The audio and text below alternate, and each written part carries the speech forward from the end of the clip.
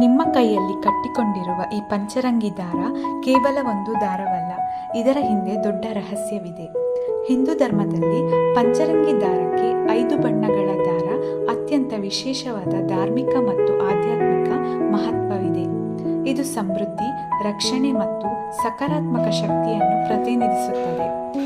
5 ಬಣ್ಣಗಳು ಪಂಚಭೂತಗಳ ಭೂಮಿ, ನೀರು, ಬೆಂಕಿ, ಗಾಳಿ ಮತ್ತು ಆಕಾಶ ಸಂಕೇತವಾಗಿವೆ.